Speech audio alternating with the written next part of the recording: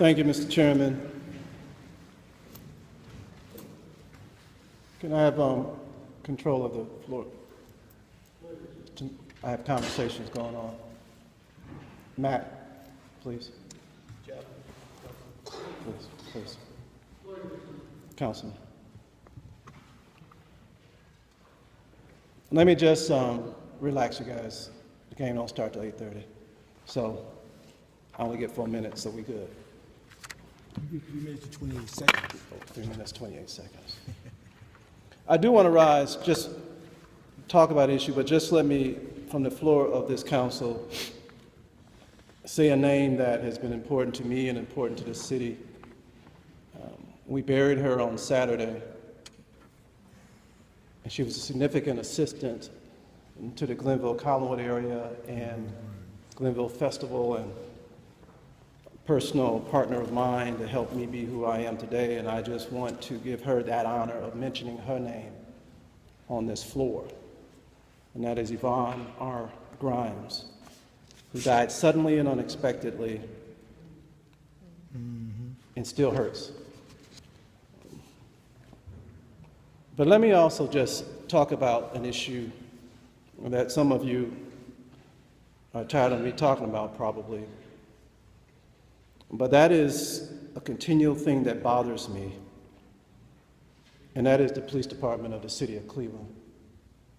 I got elected to give my opinion. The rules say I got 2 more minutes to do it, so let me just hit some high points, or low points, if you may. We had 103 murders last year. Less than 50% of them have been solved. We have an issue with the death of a young man and a mentally challenged woman that's pending in front of the city. We have the Department of Justice telling us, after reviewing over 500 cases, that we have a problem. And we have individuals telling us that's just their opinion and that's just an allegation, and that we have an adversarial process that we have to go through. But there's no doubt in my mind, as I listen to the union head tell me that they don't do medical care because they might hurt somebody. And I see that extended version of how the young sister was treated. Even if you're trying to protect the scene, there has got to be a better way than tackling and throwing down a grieving sibling. And if that's the result of our police department training and conditions, then we got a problem. Because what we see on that tape is unacceptable. Standing around while, by then they should have known, number one, the gun was not real. Number two, they should have known that that was a young male, because I expect that the sister, as she told me, yelled that that was my brother as she ran.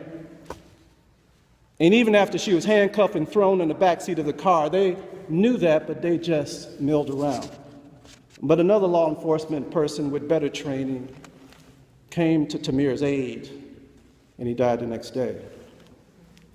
So I think we got a problem. And I'm going to continue to say it. It's infrastructural. It's morale. It's the idea that you can do what happened on that tape and feel that's acceptable. So that's not an allegation, that's not opinion, it is blatant, it is wrong. And I'm responsible, along with 17 other people, including the mayor, to fix it.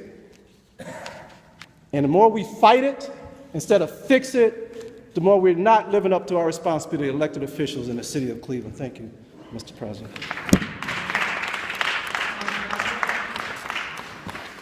Thank you.